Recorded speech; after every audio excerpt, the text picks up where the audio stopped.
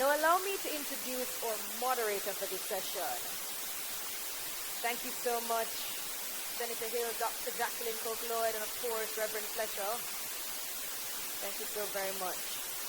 Our moderator for our first session, ladies and gentlemen. She was the first female president and CEO of Supreme Ventures Limited.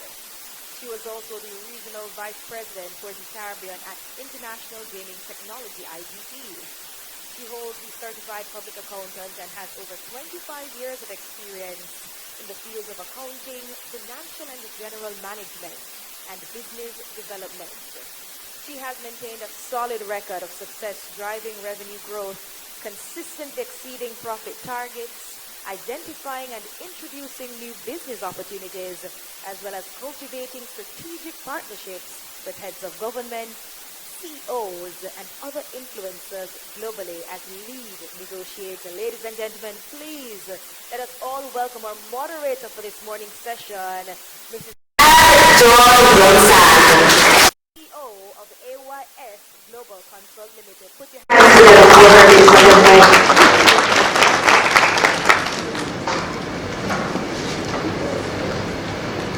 Good morning, everyone. Good morning, everyone. Good morning. Right, I'm sure you had at least a cup of coffee or something, so you should be energetic and ready to go, right? Exactly. Well, today I have the distinct pleasure of moderating the CEO panel with quite an esteemed listing of colleagues. So we know what today's session is about, right? Yes. My goodness, we have a little coffee this morning. Yes. No? Want a little water then? All right. So today, I have the distinct pleasure of moderating quite an extraordinary panel of persons. And let me tell you, no pun intended, they have made their mark in their sphere of work and influence. Our presenters today are, and as I call their name, I'm going to ask them to come on stage and join me on the stage here seated. We have Mr. Stephen Facey, Chairman of PanJam. We have Mrs. Eva Lewis and Mr. Antony Shaw.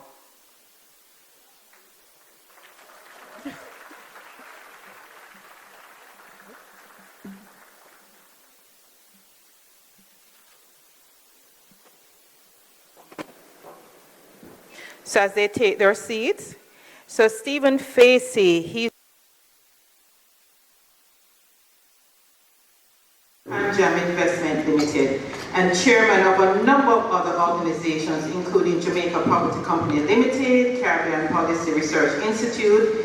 He's also a director of Sagicor Group Jamaica Limited, the National Gallery of Jamaica, and the Devon House Development.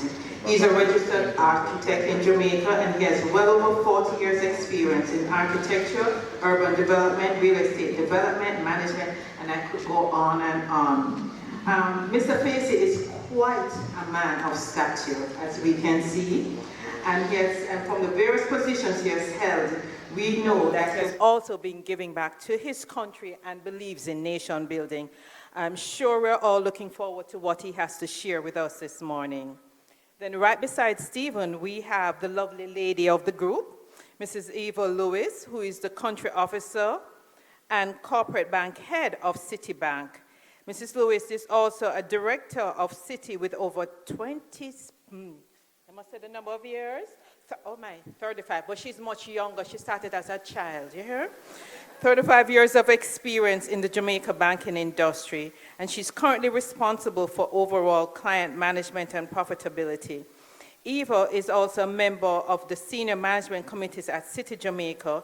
She also serves as a board member of the American Chamber of Commerce, Private Sector Organization of Jamaica, and the Arts Foundation of the Edna Mandela College. She's a member of the International Women's Forum, the Jamaica chapter, and chairs the mentorship committee of the Women's Leadership Initiative. Wow, what a woman. Phenomenal, not only in her work and demonstrating excellence, but also in her other areas of involvement outside of work.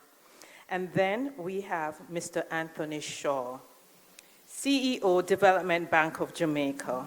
Mr. Shaw is an accomplished chief executive officer with extensive international experience. His career spans well over 25 years as a regional banker with experience in retail and commercial lending and a record of strong relationship building and finding solutions to assist his customers. He has also worked in other senior management positions at RBC Royal Bank across 7 different Eastern Caribbean islands, and he's also worked at KPMG Pete Morrick. As you can see, this is a man not only about dollars and cents, but also people and relationship building. I'm really looking forward to hearing what he has to say. So without further ado, the first person I'm going to call up or have a discussion with, and I hope you don't mind, I'm going to take a seat here beside these wonderful persons. We're going to ask Antony to speak on, to do up mini presentations on what support would he like to see from his middle managers in interpreting the vision and keeping them on target. Antony?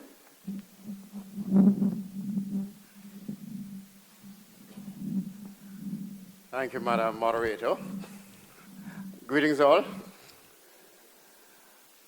Greetings all. All right, that's slightly better. All right, I'm going to take it from a slightly different angle. This is ultimately about you. I know your employers will have sent you here so you can help them interpret the vision. But in interpreting the vision, you have to think about you. Middle managers, all right. First, I want to congratulate Dr. Coke Lloyd on her 13th year of this conference. That is definitely very significant. I don't know where she is, but congrats. Okay, so what do we have up here? Or am I supposed to put that up here? All right, good. Make your mark. All right. My path, my journey. So I was told to tell you a bit about my path, and then I will go into you. Now, we have all, everybody here who is on the CEO panel, the esteemed CEO panel, can tell you about the licks and knocks in life to get here.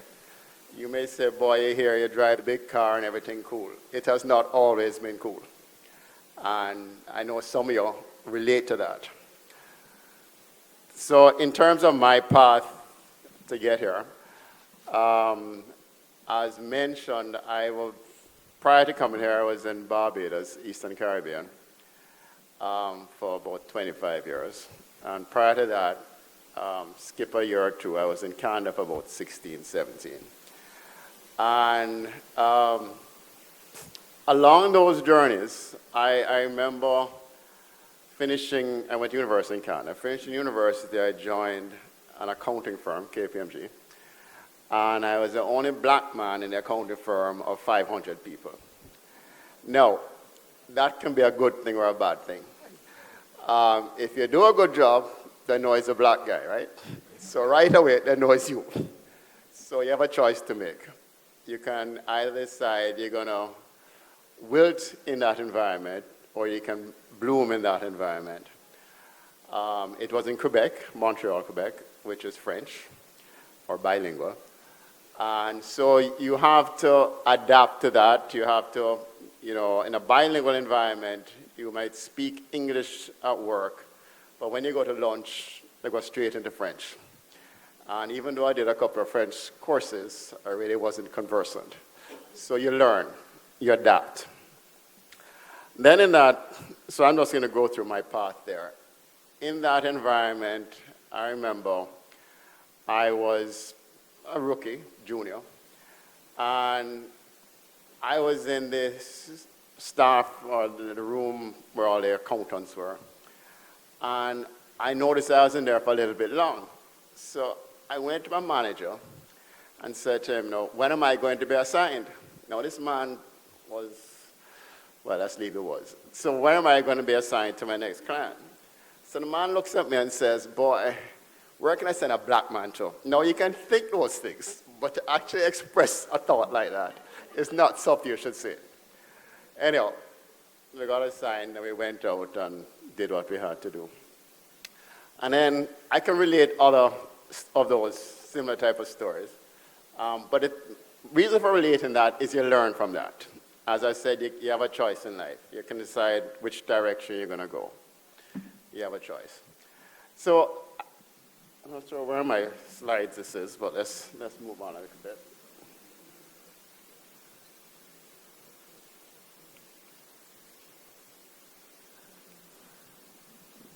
Thank you. It's right in front of me. Sorry, thanks a lot. All right. Yeah, so you have a choice where you want to go. So I left Canada. I went to work with KPMG in Toronto, and I joined Scotiabank with the explicit purpose of getting back to Jamaica somehow, some way. So telling you that is that you need to figure out where you want to go.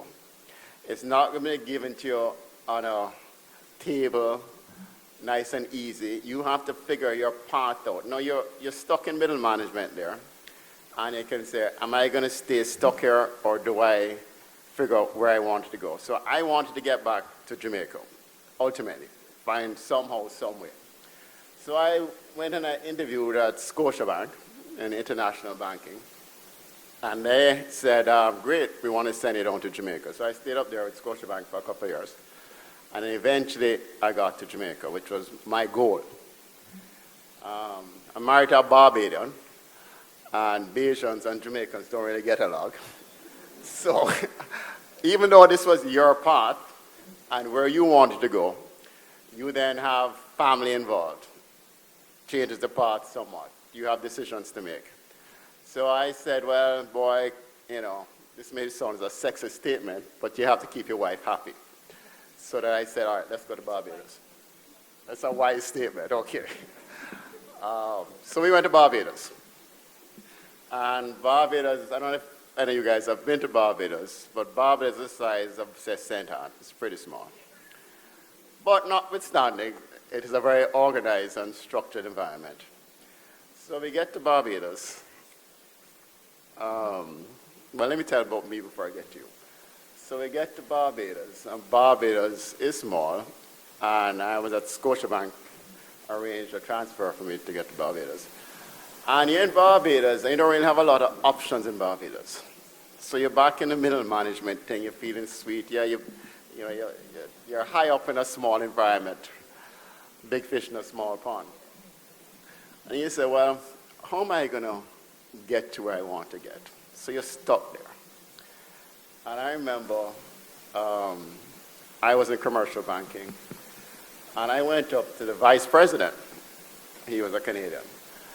And I said to the man, his name was Peter Vansky, which is pretty relevant to you folks. I said, Peter, I want to manage the main branch. Barbados had about 8 branches. And he looks at me and laughs, because I had no knowledge of retail banking. I'd never managed a lot of people. I had a complement of about 50 people. And then that was the end of that discussion. Go back to my commercial banking and doing what commercial bankers do.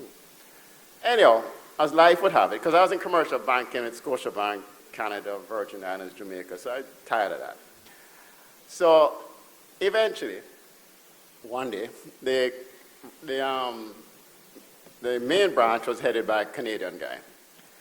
So out of the blue, the man comes to me and says, like a year and a half later, says to me, you remember that conversation we had? That he laughed me out of his office. He said, are you still interested? I said, yeah, I'm interested. So he says, all right, if you want it, you can manage the main branch.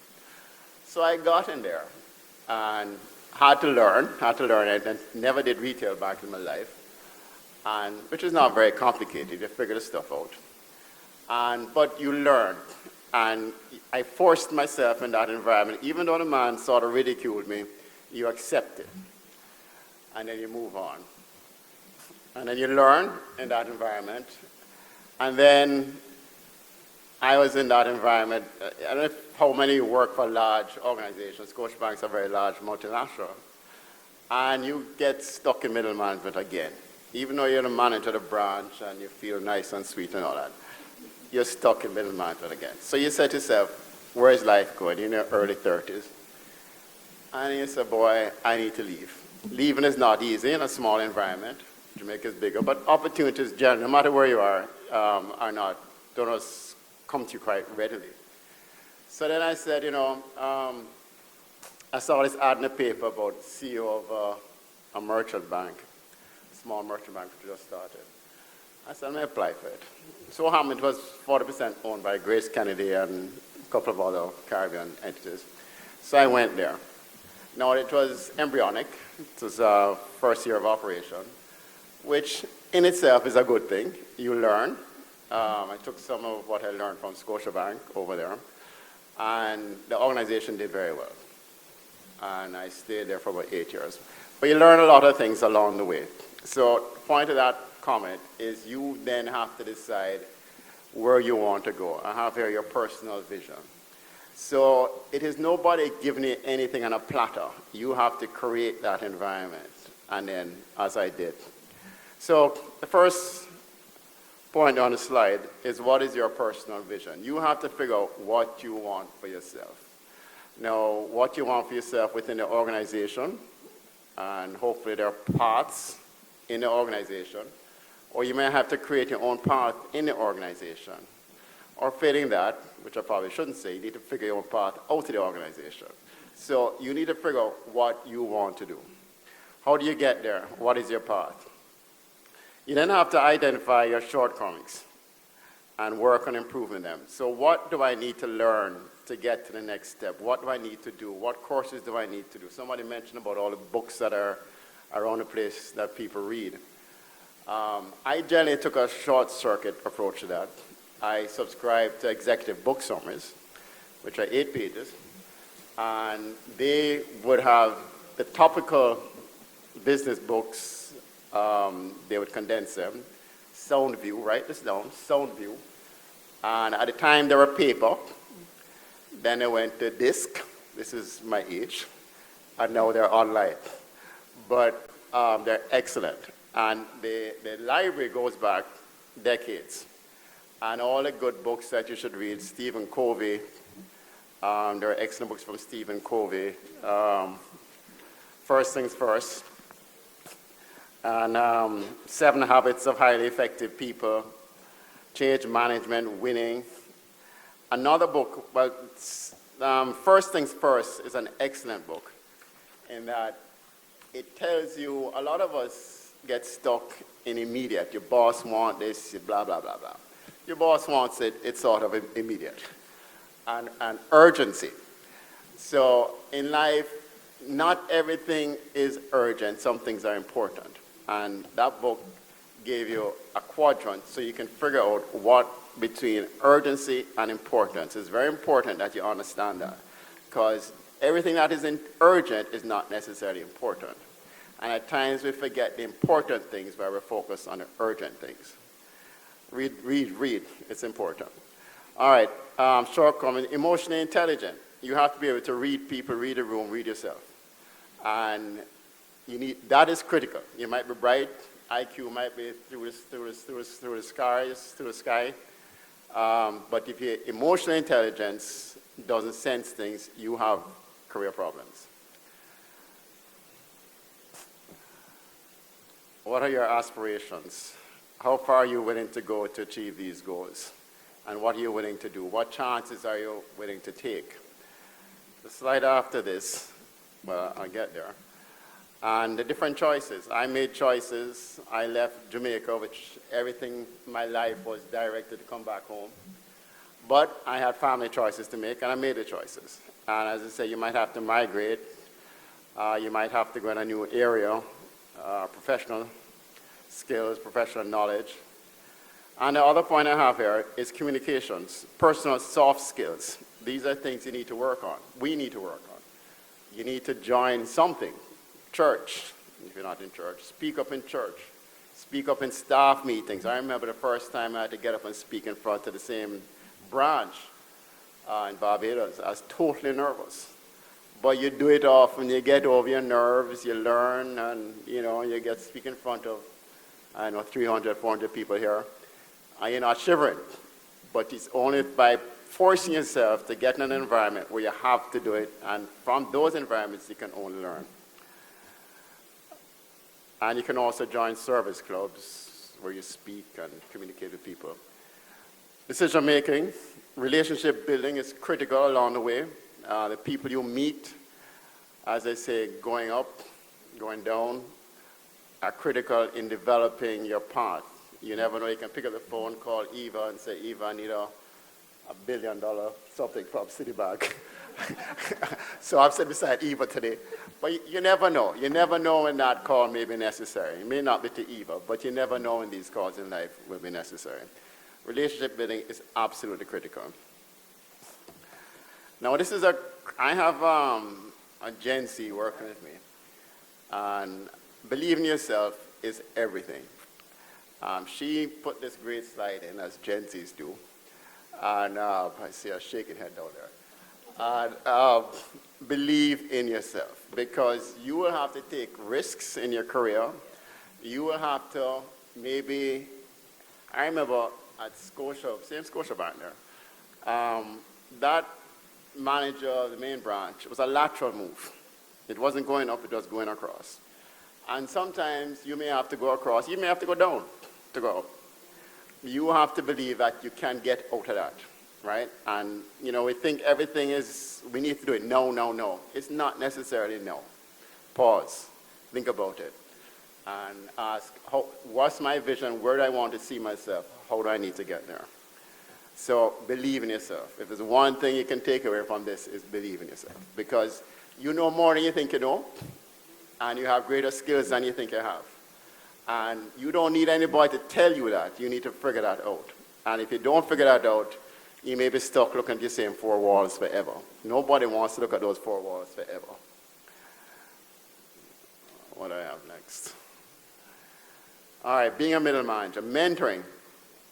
It's great if you can find somebody to help you along your path, because everybody has gone through this. We've all had to get stuck there. We need to figure out how to get out of it. And as I said, we need reassurance, and we need somebody to tell you that you need to figure that you are able and capable, but it wouldn't be bad having somebody else tell you that as well. It's very important. In terms of you adding value to the organization you're in, you have to understand ultimately the middle managers are those who ultimately execute the vision of the organization. I have a bunch of general managers, and the general managers have managers that report to them. But the people who are on the ground are the middle managers. The middle managers are the conduit between upper management and the employees below. So, you need to understand that you are critical to the organization. We can say, boy, I missed my promotion, I'm not going anywhere. All those things are true, but you need to figure out where you're going and how do you impact that organization to get where you're going. What's my time going? You have 2 minutes. 2 minutes, sorry. All right, I don't have a clock in front of me. So you need to figure out how you impact the organization ultimately. Be able to supervise people and the process, that's learning. What support do I need from my middle managers in executing the vision? I just said that. And how do you add value to the organization and to yourself? You are very important in this mix. And even though you work for the organization, I have some DBJ folks here. And you may say, boy, how do I get out of that? You need to figure it out. And, the path may not be tomorrow, may not be next week, maybe next year. But you need to figure your path out, how to get there. Embracing change. Critical. Organization has to change to move forward. And you can either be part of the process or part of the problem. And you have to say to yourself, yes, I see where things are going. How do I be part of that? Otherwise, you get left behind. And if you're not going to help me get there as a CEO, you're part of the problem. End of story. And we have to move on. Adapt. Pivot, adjust. Operating in an organization without many opportunities for growth, right? I just mentioned that. And you have to create these things for yourself if you can. And keep yourself relevant. I mentioned reading, meeting people, expanding your network. I'm not crazy on the term networking, but networking. Get out there. Come to conferences like this. Speak to the person beside you. You never know. It adds in the end. Managing negatives. Negatives will, without doubt, have an impact on you and your job. Be careful of CLMs and CTMs. Anybody knows what a CLM is? A CTM? This is from my time in Canada. A CLM is a career limiting move, and a CTM is a career terminating move. So you need to figure out along the way, as you go through these things, how you manage yourself and to ensure you don't create too many CLMs, because CLMs create CTMs on your path. And how do you move on? Absolutely critical.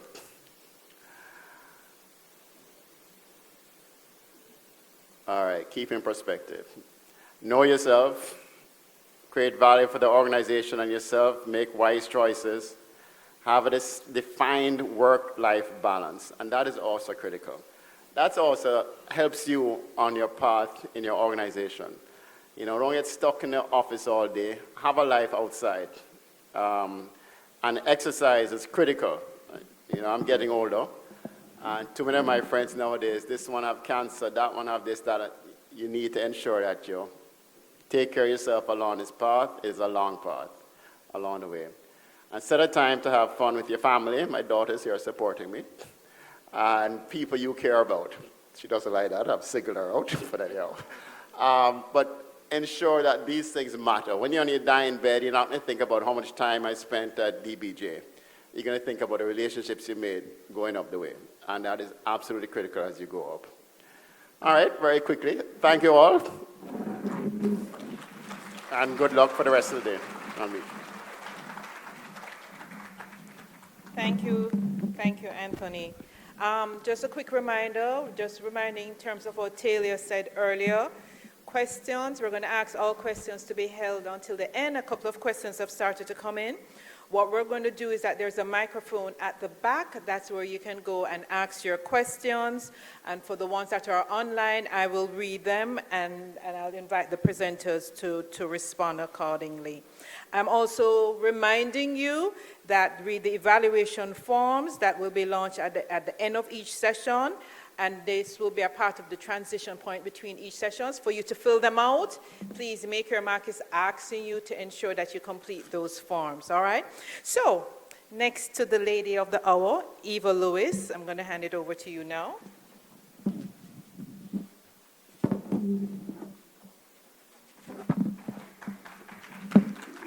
Morning, everyone. Morning, everyone. Great to be here, and let me offer my congratulations to Jackie as well. I'm traumatized because none of my middle managers are here, but I'm going to fix that next year. But it's wonderful to see all of you, and it's the first time that I'm presenting to such a diverse group. I'm usually very focused on women's groups and mentoring women, and it's wonderful to see how absolutely equitable the room is right now, and outside of the gender, age as well. We're looking at a sea of middle managers coming from all walks of life, all industries, and I'm going to try and just basically thread a few. Me? Oh, I don't have to hold it. Okay, thank you very much. Okay, let's get started. I know I'm quick for time, and I want to share with you five takeaways, and I'm going to make the 5 C's, the letter C of how I need you and how any CEO or leader needs you to show up. While you're making up your CLMs and your CTMs or whatever, and you're on your path, you need to come every single day. Yes, sir. What have I done? Forward, backwards. Okay. Forward. I'm going to show you 2 slides. And then I'm going to ask you to raise your hands. The first slide is, as you see on the board, right? Here's the second slide. Right? Let's go back to the first. Let's go back to the second. Raise your hand if you feel you're in a place where you're in A.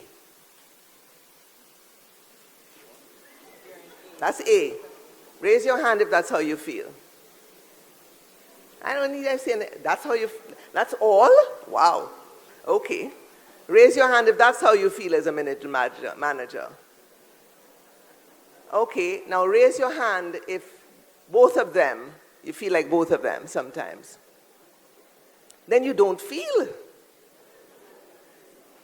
Here's our first middle manager, right in the middle, up the ladder, climbing the ladder, and the second one is being tugged in every single direction. The Cambridge Dictionary defines middle as that point, position, or part that is not on one side or the other, but is equally far from everything. How defined is that when you look at your middle manager and you figure what they're going through in an organization where they're up and they're down?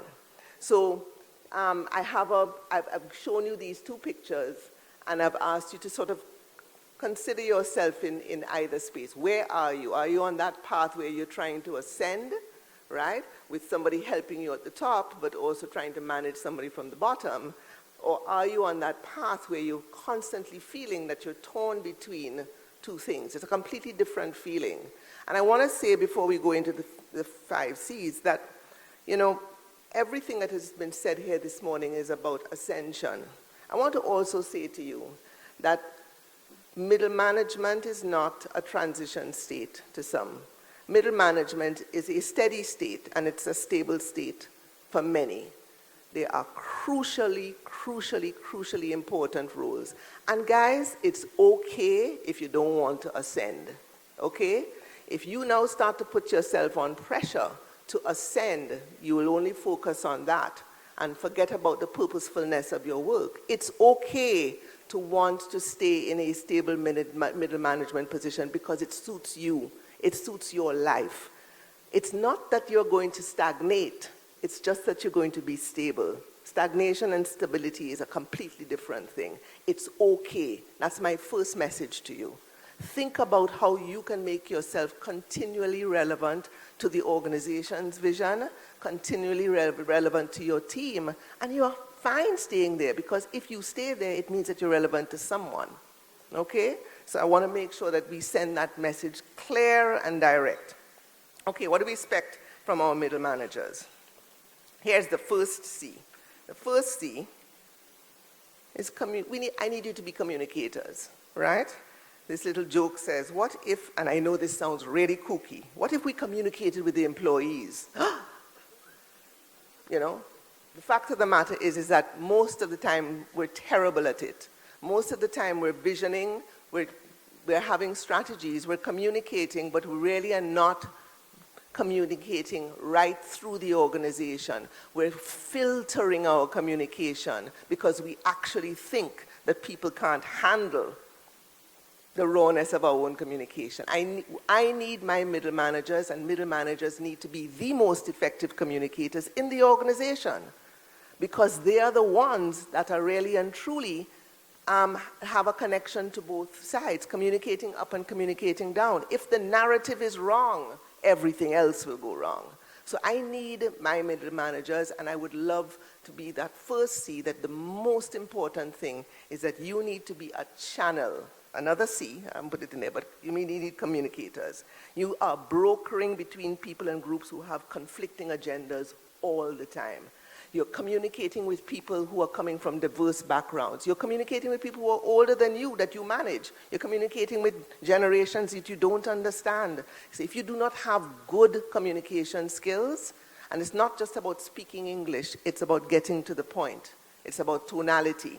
So communicators is, for me, communication for me means everything. It is the beginning of successful leadership and successful management. Second, I need you to be coaches, right? And here you are sitting saying, well, who's advocating for me? Who's coaching me, right? Antony talked about the necessity for mentoring.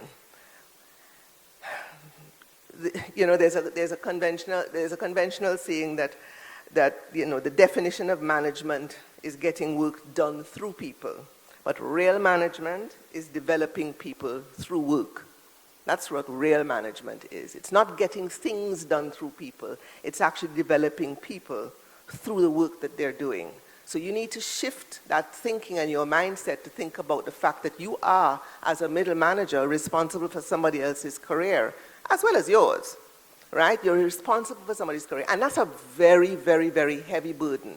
I've always found it the most difficult part of my journey is coaching people and making sure that I can step aside, set my own agenda, and keep things going, but keep people motivated on their path, not necessarily on my agenda.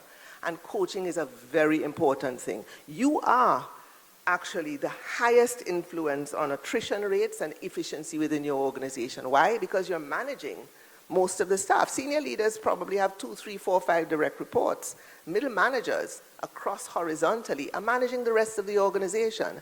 And when people leave and when things are inefficient, it's usually as a result of a management gap, or basically an inability to actually coach upwards and make sure that you are actually leading people. Do not be afraid to have brighter people than you. The one thing in my life that I know for a fact is that I've always tried to hire people who are brighter than me. That's when I shine, right? Brighter than you. It's the most difficult type of person to manage, but it is the best outcome. Do not be afraid. Uplift them all the time. All the time. Spend some time, obviously, on your own coaching skills so that you can be an effective coach, right? You are an evaluator and a hirer of talent. The organization is representative mostly of you. Who you hire and who you evaluate and who you push up and who you allow to be filtered out. You are, in fact, the most important cohort in organizations. Own it, and empower yourself to do so, okay? Collaborators. While we're sitting here in an organization as middle managers, right, you probably are the widest group of managers, right? You need to also make sure that you're collaborating amongst your horizontal level of middle managers so that you can influence how the tone is set across the organization. You're not only just trying to influence the CEO or senior leadership, you're also trying to collaborate, right, not only with your teams, but across the organization so that collectively, as middle managers, you are in fact setting that tone. You can't do it by yourself. You must always collaborate. Remember, when you get to the top, you know who you're going to be dealing with? The people that you basically collaborated with, the people that you built trust with, the people that you networked with. That's where the real test comes, okay? Right? It's really and truly now separating yourself from that, which comes to my next point. I need you to be competitors, right? Yes, we talked about the fact that some people prefer to stay in a position of middle management because it suits their lives. But on the other hand, too, you want your middle managers to be competitive, right? You want them to be competitive in the context of their work, but that naturally comes from being competitive. We are all trying to get somewhere, right? Not necessarily stay somewhere, but get somewhere, even if it means staying where you are. So while you're being competitive and differentiating yourself, right? Sometimes middle management is the least rewarded cohort with respect to people who try to make themselves distinctive in an organization. And that's so wrong, because that's where really and truly your next leadership team comes from. We always training junior managers and senior managers and sending them off, which is why I'm so thrilled to be here. You need to be competitive as well. You need to sit down and figure out what's your path up. And that competitive spirit will also be reflected in your own teams as you're guiding them and coaching them. So there's natural competitiveness that I need to see from my managers, or else you get a sense that really and truly they're really not interested in moving unless they declare themselves not interested. So it's a little bit of a conundrum, collaboration, competitiveness, but it's necessary as well in my place. And finally, we talked a lot about this, and I think Minister Hill mentioned this, and I think Antony mentioned this. I need people to be curators of the culture. The culture of the organization is everything. It could be good, it could be bad, it could be indifferent, but there's a culture. Put up your hands if you know the culture of the organization that you work in right now, if you understand it, if you could define it in a word. People, do we have to have another conference just on culture? The culture of the organization is basically, if there is no defined culture, if you don't know the culture that you're in, right, and you don't believe in it, and you don't believe it's authentic, you don't believe it's family-like, it's hierarchical, it's loving, it's bad.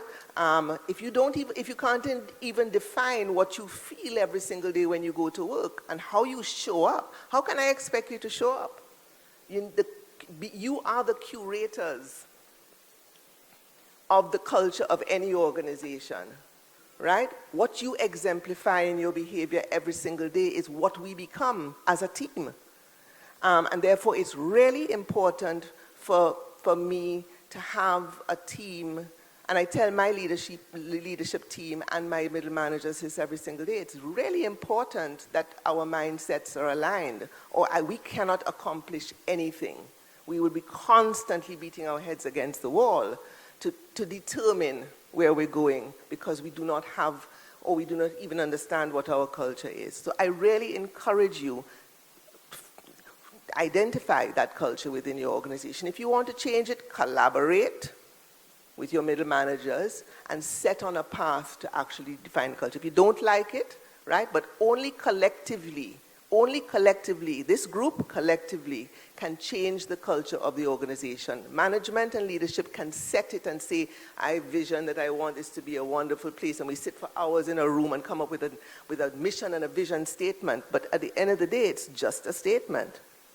We have to live it every single day, and you guys are the folks that have to exemplify it and also cascade it down to the other organizations. So guess what, guys? I need you to be communicators. I need you to be competitive. I need you to collaborate. I need you to coach. But I need you to curate the culture of the organization that you're in. And then if you don't believe in that, then you can get your CTM or your CLM that Antony says and figure out where the next part is. But when you show up at work in 2 days' time or on Monday, right? Write those 5 C's down and figure out whether or not you're really doing any of them justice. I really want you to think about that. This is about you. This is not about me telling you from a leadership perspective and giving you 1,000 quotes. These are just some of the core principles that you must live by every single day, or it will not end well. Okay? So I really and truly encourage you to work your way through this conference in the next 2 days. Network, collaborate, share, show your vulnerabilities, figure out what you don't know and find it, because you guys don't know how important sometimes you are to the success of the organizations that you work for, regardless of the industry. We need you to show up. Right? And we can think of thousands of letters in the alphabet. I can sit here all day and we can talk about it. But just those 5, take them, work with them, and figure out who you are and drive for your own success. Thank you very much. It's been a pleasure.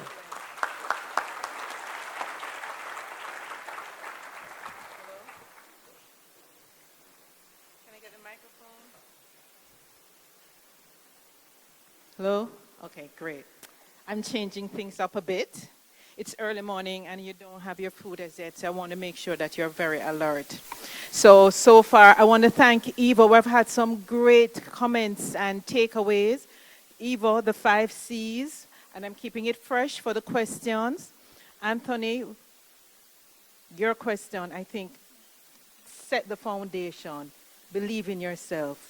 You know, those are some key points. And now we're going to turn over to, I'm going to talk to Stephen. We don't want Stephen up here doing a presentation. There are some questions that came in for him, and I'm going to lead it by asking him to respond to some of these questions, putting him on the spot with some of them, but I'm sure he'll be more than able. Well, let me just say good morning to everyone, and Morning. how pleased I am to be here, and congratulations to you all for making the effort and the time, and I hope it will be a valuable experience. I'm sure you will be, Stephen. And again, I've been getting quite a bit of questions coming in through the phone, some of which I've embodied here, and then we'll ask them at the end, okay? So, Stephen, we would have heard Minister Hill speak about authenticity. We've been hearing it as an underscoring theme. We're in terms of what Antony has said. How would you define authenticity? I mean, I think there's been a lot of definitions thrown around, but I mean, it's about being genuine, being true to yourself, who you are, your values, your morals. And if you live those, you're on the right road to success. If you are not genuine, there's going to be a lot of confusion. Because then you bring that to the workplace, you bring that to your environment. Absolutely. True. So based on that, then, what are some of your recommendations for those who want to excel and add value to their organizations? Well, you have to bring your authentic self, of course, but I mean, you have to give 110%. You can't work it. You can't give half. Mm-hmm. So I think the most important thing is to make sure that you're giving 110%. Show up. Show up. Mm-hmm. Show up on time. Mm-hmm. Do more than is asked of you. Mm-hmm. And give of your best. I think that's all. And that's so true, because that was one of the things I think that we are hearing from Eva in terms of the 5 C's, and we're hearing from Antony in terms of some of the strategies that he employed. He brought the authenticity of himself. He was there. Robin Hill spoke about getting to work at 5 a.m. You hear that, guys? Not 7, 5, to do what you need to do to get that 110%. Those are some of the factors, right? You have to be prepared. Be prepared, exactly. And So participate. I hear murmurings that the 5 a.m. doesn't work. 5:15 then? But 5 o'clock, somebody says 5 o'clock. Okay, I like that. So when you think in terms of that and that kind of value, because that is what is seen, in terms of adding value, what are some of your most memorable successes while working at PanJam? Gosh, it's been a long road, and where is the time? Give me 2 then. Where is the time gone? When I started the project management division of Jamaica Property, and it was 1981, 82, and I think businesses were kind of excited about getting back to business a bit after the struggles of the 70s, and we were looking for fresh ways to quickly expand the property portfolio, and my father had decided that we were going to add to penthouses or increase the size of the buildings we had. And being fresh out of architecture school, You were thrown in. I was thrown in, and I turned my hand to creating those solutions. One of them is the top of the PanJam building, which for me is rather iconic. Changed the whole feel of the building, and it was a unique opportunity. Circumstances from then have not been quite as exciting, but I mean, it's been an exciting journey, and I think the most important thing is I've had the opportunity to do a much wider variety of projects than I ever imagined that I would do, not just in building. I mean, we acquired Mavis Bank.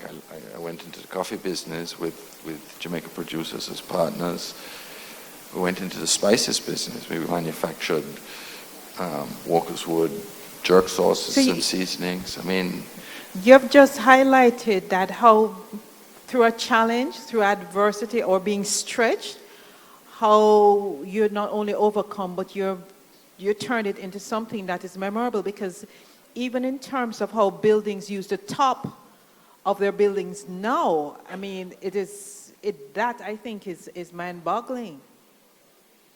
Yes, well, scarcity was the order of the day at the time, and anyway, but it was interesting. But Jamaica, you know, I mean, I'm sure this is true of many places, but I think we underrate ourselves here in Jamaica.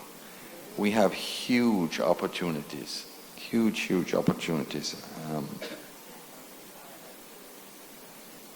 And I don't, you know, we sometimes put ourselves down, but there's a great deal of opportunity here to create value for ourselves and to grow our economy. And Agreed. we just need to do it. Innovation lies within us. Right, but we tend to get in our own way, you know. Yeah, we become our own worst enemy. Yes. So it's a matter of moving that out. So based on that then, you spoke in terms of being stretched, you spoke in terms of being literally thrown into the deep end and having to not only float, but you started to swim until you started some different strokes, and then it became bigger and the pool turned into an Olympic-sized pool, then the ocean and the sea. So what kind of strengths do you now realize that you had to grow into in order to excel in the field? Because you didn't just born brilliant. You had to... He wasn't. I mean, Stephen is the executive chairman of the PanJam group, and we know the listing of the companies, and he sits on so many boards, and oftentimes persons will look on someone like yourself or the other leaders and think that, lucky man, him just born bright, and him, but you discovered things about yourself along the way, right? Well, I think we're all born bright, first of all. It's what we do with it. To be fair, I was very lucky. I was born into a family and that had started a business journey, you know, nearly 100 years before. I mean, my grandfather had to go to work when he was 14 to support his family. At 14, okay. At 14. Yeah, he built a considerable business in downtown Kingston, you know, which the family sold, and my father,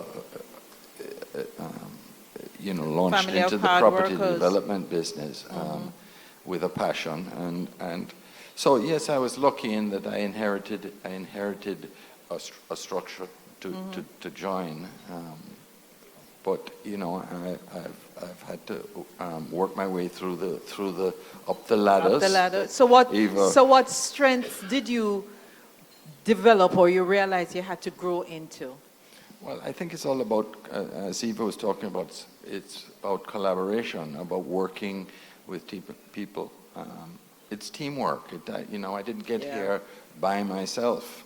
There were a lot of people who I worked with to help build PanJam, the board, the staff, and all of those. And it is making that team work that ultimately creates the successes. And everybody is important in that structure. Everyone. So is there anything you would have done differently as a younger manager than how you do things now, looking back? They always say hindsight is 2020. Hindsight is 2020, yes. Gosh, I'm sure there are lots of things that I probably should have done better. You know, time management is is a very critical thing. We think we have a lot of time. We don't. You know, we think we have a lot of time and we can put things off. We'll get it done tomorrow. No, you've got to be. Time is precious, and I think if I'd understood that at an earlier age, perhaps I would have done different things. But okay, that's a very important point. Very, very important. And so, as we wrap this up, Stephen, looking on everything, your accomplishment, the different challenges that you have had to overcome, your path, your journey, what would you say is one of the most important lessons that you have learned in business?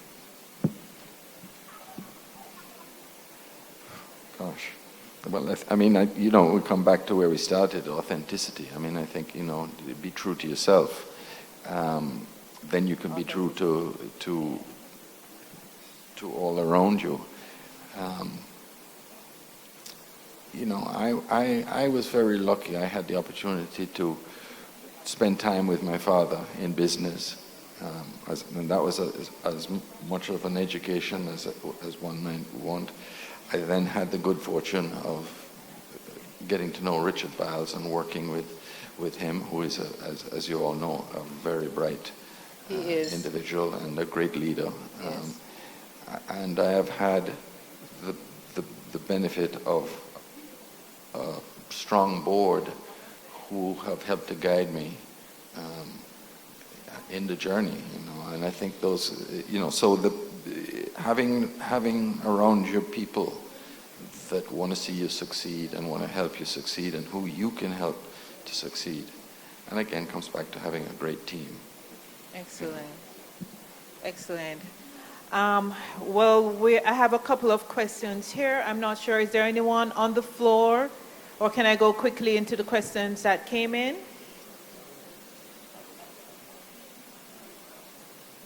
Can you please say your name, please? So first, let us thank our presenters so far. Thank you, Stephen, Evo, and Anthony. Great job. Can you say your name, please, sir? I'm giving you 1.5 minutes. Okay. Good morning, everyone. My name is Jermaine Blair. I work with the Unicomer Group. And Eva, I'd like to ask you a question. Beautiful presentation. And given the 5 C's that you had mentioned, when you know that you've practiced that, and let me bring it a little bit personal. I have a very highly motivated team. Thank God for that. And we do a lot in my branch to ensure that the team stays motivated. But recently something hit me where a team member is now anticipating the innovation from a place of pessimism, right? And this is an influencer in my branch. So I use the influencers to kind of help to keep the team together and to keep the team motivated and so on. When that happens, how do you now ensure that that pessimism doesn't carry through the branch and changes back to the highly motivated, optimistic team member that you'd like? That's a great question. Thank you very much for that, Jermaine. And, yes, it is very much a challenge because at the end of the day, it doesn't matter whether it's in pessimism about innovation, it's basically a change in attitude that is festering or you're afraid that will fester through your team and disconnect everyone.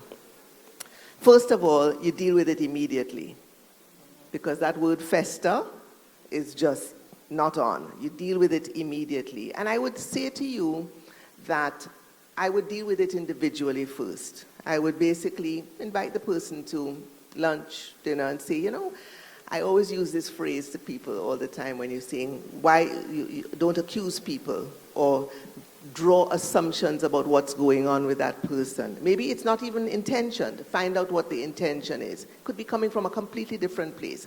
Have a conversation. And there's this phrase I use all the time to set the tone.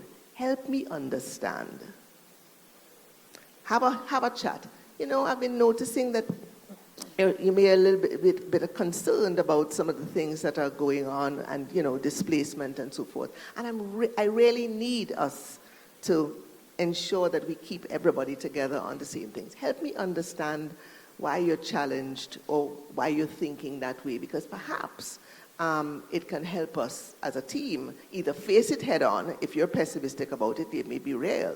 So let that person see that they're not a problem, that first you want to understand what the issue is, and then help that person help you resolve the problem. And I find that when I ask people to join me in the problem resolution, rather than just identifying it, it's a whole different thing. So I would take that tone, but brilliant question.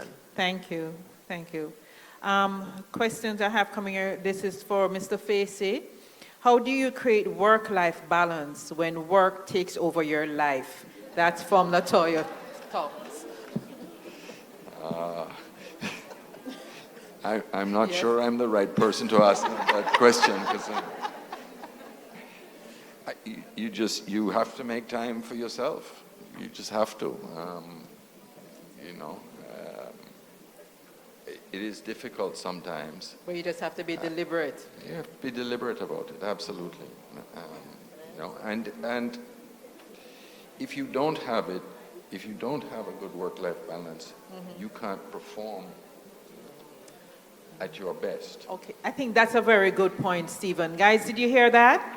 He said, if you don't have a good work-life balance, you cannot perform at your best.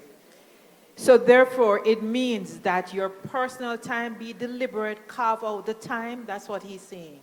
Very, very, very good point. Very, very good point. Oh, Eva also wants to add some more to it. I love this thing about balance. And my statement is always, there's nothing called balance. There's choices. Choices. Choices at every stage in your career. You make choices, right? And choices come with sacrifices. There is no 100%. Those scales are never balanced. And I'll say to you that I'm trying to live by the adage. I lay in bed last week just thinking about what I was going to say. I used to be a middle manager. How did I do it? How did I get 3 children dressed in the morning? Get them to school, be on time, visit every concert, and now I have the capacity and I'm an empty nester and I think that this was my world. It wasn't. For 20 odd years, we were juggling and multitasking. So it's about choices. And I heard this thing the other day saying that there's no perfect life, there are only smart choices. You actually do have to make choices, and choices mean that at some way along the way, what's important to you and what your priorities are is where you will make those choices. So make them. Yeah? Priority. Hello. 1 minute, please, because I need to get through some of the questions. I just wanted to ask a question on that. Yeah. Work-life balance, if that's okay? Yeah. I'm giving you 30 seconds. Okay. I'm not a troublemaker, don't worry. Okay. So Eva answered part of the question, thank you. But one of the things as middle managers that we face on a constant basis is that of the pressure to deliver. And when the pressure comes from senior management for us to deliver on our KPIs, then, you know, if there are any shortfalls, you find that you are working overtime to ensure that these things are met. So now, with the work-life balance, it only stands to reason that we have to manage our managers, right? Correct. Would you agree? Would you agree with that? So as middle managers, we have to now manage our senior managers and what we respond to. I'm still trying to get the art of that management. So help me, Eva. Communication. Well, and help me, actually, Stephen, with that kind of managing your manager so you can continue to have that work-life balance that is necessary. Because Stephen said it, if you don't have a work-life balance, you can't function effectively. Actually, I will even help my presenters because the presentation right after this is exactly about that. Audra, can you stand up so that I can give them a little pre-up?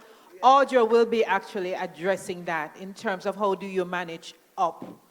So it's all about the communication. So I have I have a question for you to Antony. So you want to respond? And while you're responding to him... I'll leave that for her, but not all managers are manageable. So you need to figure that one out. So it comes down to communication. Yeah, and what matters to you? Yes, communication. Know your landscape. Know your landscape. A question that came in for you, Antony, is how does a manager truly become efficient? And I think it dovetails from what the gentleman just asked, but how does a manager truly become efficient? At the end of the day, to get anything done, it's about your staff.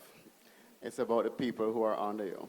So you have to understand where you want to go, and you have to empower those people under you. So to be efficient is not necessarily only about you, it's about your team. And that's what's critical. Okay, thank you, Antony. So the organizer is giving me the cue, but I'm going to ask them for 2 more minutes, please. I think a lot of questions are coming in, and I see the gentleman, I see you, but just let me be able to... Okay, so this is another question. Eva, I'm going to give you 45 seconds. If collaboration and communication with those you lead are restricted by the pre-existing culture, senior management and people of your stature in your positions, I think they want to say CEOs, but they're trying to be politically correct. How do you build the muscle to effect positive change? Audra. See Audra after. That's not the 45 seconds. No, that's the conundrum that we all face in the organization, is how much of a voice do we really have, which is why I mentioned in my presentation about the networking horizontally, about collaborating with your middle managers to basically strengthen that net of the culture change that you want, right? If you're getting pushback from the top and the bottom, where do you go? You start actually reinforcing your arms horizontally and creating with your own peers a perspective and a position to really and truly drive cultural change. So when your voice is heard, it's coming from every one of you.